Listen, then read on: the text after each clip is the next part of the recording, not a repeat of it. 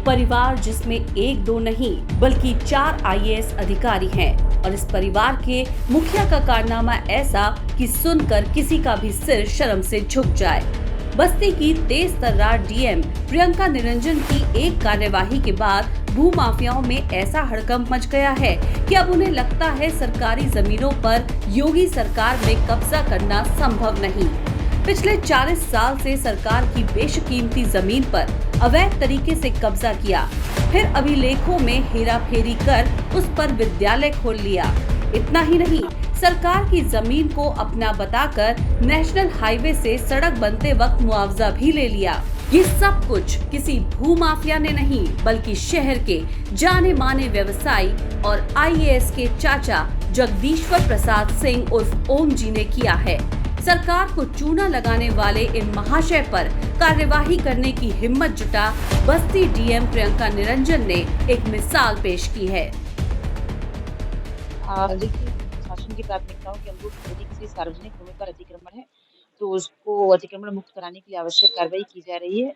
इसी क्रम में जनपद में विभिन्न भूमियों को अतिक्रमण मुक्त कराया गया है और नगर खास में भी इस तरह की एक भूमि थी जिसको आवश्यक मजिस्ट्रेटी जांच के बाद और उसमें कार्रवाई करते हुए उस भूमि को पुनः सरकारी भूमि के रूप में दर्ज किया गया है। उसमें चाहे तालाब की भूमि किसी अन्य विद्यालय के नाम दर्ज थी, उसको जांचोपरांत सही किया गया। चंदौली जमीनी विवाद में दो समुदायों के बीच खूनी संघर्ष का मामला सामने आया है। इस दौरान दोनों पक्षों की तरफ से जमकर लाठी डंडे चले, जिसमें आधा दर्जन लोग घायल हो गए। ग्रामीणों की मदद से सभी घायलों को एम्बुलेंस की मदद से अस्पताल में भर्ती कराया गया, जिसमें 2 की हालत गंभीर बताई जा रही है। दरअसल अलीनगर थाना क्षेत्र के कठौरी गांव में भूमि हरी की जमीन को लेकर 2 पक्षों में विवाद चल रहा था। मामला दीवानी न्यायालय में चल रहा था। 2 दिन पूर्व राजस्व विभाग की टीम द्वारा गांव पहुंचकर नापी की गई थी, जिसके बाद आज एक पक्ष खेत की जुताई करने लगा। तभी मौके पर पहुंचे दूसरे पक्ष ने आपत्ति जताते हुए रोकने का प्रयास किया। इसी बात को लेकर विवाद बढ़ गया। देखते ही देखते मारपीट शुरू हो गई और जमकर लाठी डंडे चले। घटना के बाद मौके पर पहुंचे ग्रामीणों ने बीच बचाव कर मामले को शांत कराया, जिसके बाद एम्बुलेंस की मदद से सभी घायलों को प्राथमिक स्वास्थ्य केंद्र पहुंचाया गया। 6 लोग घायल हैं, जिसमें 2 लोग गंभीर रूप से घायल हैं। एक लोग को सर में चोट आया है और गंभीर तरीके से, और एक लोग को पैर में गंभीर तरीके से चोट आया हुआ है। कानपुर में दिल को दहला देने वाली घटना सामने आई है। बिल्डर ने अपने ठेकेदार को जिंदा जला दिया था और उसकी इलाज के दौरान मौत हो गई है। कानपुर के चकेरी क्षेत्र में बतौर बिल्डर का काम करने वाले शैलेंद्र श्रीवास्तव ने अपने ही ठेकेदार को काम के पैसे मांगने पर ऐसी सजा दी जिसे देखकर हर किसी की रूह कांप जाए। बिल्डर शैलेंद्र श्रीवास्तव अपनी बिल्डिंगों को ठेके पर बनवाया करता था, जिसका ठेका वो अपने ठेकेदार राजेंद्र को देता था। पिछले काफी समय से उसने अपने ठेकेदार का भुगतान नहीं किया था। भुगतान की रकम लगातार बढ़ती जा रही थी, जो कि अब तक 18 लाख पहुंच चुकी थी। ठेकेदार को आज बिल्डर शैलेंद्र ने अपने मुनीम के द्वारा अपने घर बुलाया और फिर उसे जमकर पीट दिया। जब बिल्डर का गुस्सा इतने से भी नहीं भरा तो उसने ठेकेदार को ज्वलनशील पदार्थ डालकर आग लगा दी और फरार हो गया। देखिए, श्यामनगर में एक प्रकरण सामने आया है कि एक बिल्डर द्वारा एक ठेकेदार को जिंदा जलाया गया है। हमने परिवार वालों से तहरीर प्राप्त कर ली है और अब सुसंगत धाराओं में एफआईआर भी दर्ज की जा रही है और जल्दी अरेस्टिंग भी हो जाएगी। गोरखपुर में स्वास्थ्य विभाग में हुए तबादले को लेकर अब विरोध का स्वर और तेज होता जा रहा है, क्योंकि स्वास्थ्य विभाग में हुए तबादले के बाद डॉक्टर, स्टाफ, नर्स और अल्ट्रासाउंड जैसे तमाम महत्वपूर्ण जगहों पर परेशानियां बढ़ गई हैं और मरीजों को भी इससे खासा दिक्कतों का सामना करना पड़ रहा है। अब ऐसे में आज इन लोगों ने काली पट्टी बांधकर विरोध प्रदर्शन किया। इन लोगों की माने तो ये काम का बहिष्कार भले नहीं कर रहे, लेकिन काली पट्टी बांधकर ये बताने की कोशिश जरूर कर रहे हैं कि वह इस अचानक ट्रांसफर नीति से कितने नाराज हैं। स्वास्थ्य विभाग में नियम विरुद्ध तबादला हुआ है, उसी के क्रम में आज हम लोग ये कार्यक्रम चला रहे हैं। 20 तारीख से और 24 तारीख तक काला फीता बात करके और सरकार कार्य भी करेंगे और अपना विरोध प्रदर्शन भी करते रहेंगे। दुर्ग विजय, जिलाध्यक्ष, राज्य कर्मचारी संयुक्त परिषद गोरखपुर।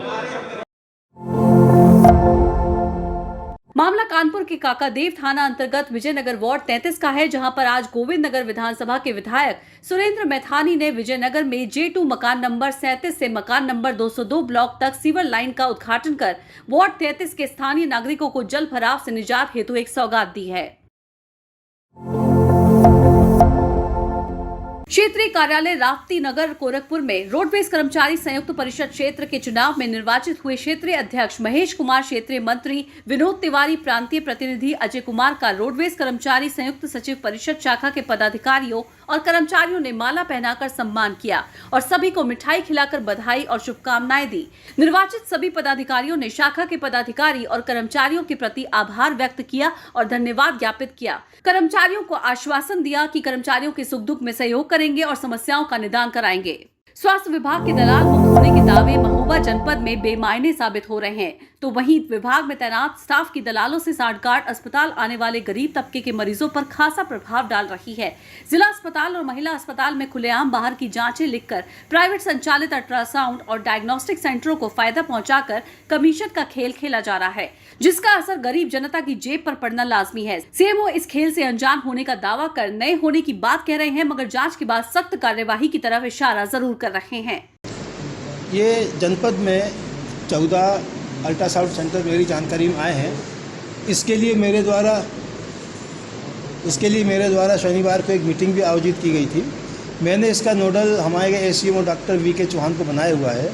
शासन की तरफ से नायब तहसीलदार इसके प्रतिनिधि हैं। नायब तहसीलदार और एसीएमओ साहब इन दोनों लोगों ने शनिवार को 5 अल्ट्रासाउंड सेंटर की जांच भी की थी। इसमें एक्चुअली बेसिकली हमको 3-4 पॉइंट्स देखने होते हैं। जो सबसे इम्पोर्टेंट पॉइंट है वो ये है कि पीसीपीएनडीटी के अंतर्गत वहाँ भ्रूण परीक्षण तो नहीं किया जा रहा है। इसके लिए इन पर सख्त जुर्माने का प्राविधान है, उसमें नॉन वेलेबल इनका अरेस्टेशन भी होता है। दूसरा जो सबसे इम्पोर्टेंट पॉइंट इसमें होता है वो होता है एक रजिस्टर्ड रेडियोलॉजिस्ट ही इस काम को करेगा। ऐसा नहीं है कि कोई एमबीबीएस प्लेन एमबीबीएस से कोई इसको कर दे।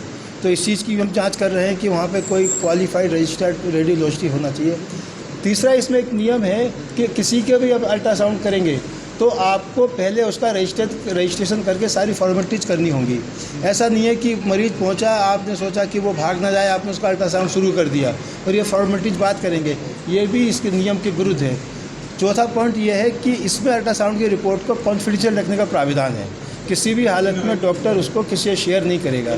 क्योंकि अभी मैंने नया जनपद में ज्वाइन किया है, इसीलिए मैं कोशिश कर रहा हूँ कि सारी चीज़ें हमारे माननीय मुख्यमंत्री जी की आशा के अनुरूप हम ये कोशिश कर रहे हैं कि जनता को ये मैसेज जाए कि सारा काम उनकी इच्छा के अनुरूप हो रहा है, कहीं पर भी कोई भ्रष्टाचार नहीं हो रहा है। भ्रष्टाचार के लिए हमारा 2.0 वाली पॉलिसी ही सब जगह लागू रहेगी। बस्ती जिले के हरिया थाना के NH-28 पर भीषण सड़क हादसे में 2 युवकों की मौके पर दर्दनाक मौत हो गई। टक्कर इतनी भीषण थी कि गाड़ी के परखच्चे उड़ गए। आपको बता दें, हाईवे पर खड़े ट्रक से तेज रफ्तार पिकअप टकरा गई, जिसमें पिकअप सवार लखनऊ के संजय और रायबरेली के राजू की दर्दनाक मौत हो गई। पुलिस ने रेस्क्यू कर गाड़ी में फंसी दोनों बॉडी को बाहर निकाला। दोनों शव को पुलिस ने कब्जे में लेकर पोस्टमार्टम के लिए भेज दिया है। बीती रात लगभग 11 बजे नेशनल हाईवे पर टोल प्लाजा से 200 मीटर पूरब की तरफ बड़हरकला गांव के पास एक टाटा एस जो कि लखनऊ की तरफ जा रहा था, उसको पीछे से एक बड़े ट्रक ने टक्कर मार दी, जिससे वो सामने जा रहे ट्राला में टकराकर उसी के अंदर घुस गया और टाटा एस में बैठे 2 व्यक्तियों की मौके पर ही मृत्यु हो गई। पिपराइच थाना क्षेत्र के वेलवार में देर रात पत्नी से विवाद के बाद प्रॉपर्टी डीलर ने पत्नी और पुत्र को गाड़ी से रौंद दिया। पुत्र की दर्दनाक मौत हो गई। बुधवार को देर रात चौथीराम गुप्ता अपनी पत्नी से विवाद कर रहा था। विवाद बढ़ता देख कुछ लोगों ने मामले को शांत कराया और 112 नंबर पर सूचना दी। पत्नी अपने पुत्र महावीर के साथ एक्टिवा से पिपराइच थाने जा रही थी। गांव के बाहर पहुंचते ही पीछे से पहुंचे पिता चौथी गुप्ता ने अपने कार से जोरदार ठोकर मार दी। पत्नी बाएं तरफ गिरी, पुत्र दाहिने तरफ गिरा। पुत्र के ऊपर गाड़ी चढ़ाते हुए वो चला गया, जहां मौके पर ही पुत्र महावीर की मौत हो गई। देर रात्रि घटना की सूचना प्राप्त होते ही पुलिस अधीक्षक उत्तरी मनोज कुमार अवस्थी घटनास्थल पर तत्काल पहुंचे और घायल महिला और पुत्र महावीर को अस्पताल में भर्ती कराया, जहां डॉक्टरों ने महावीर को मृत घोषित किया।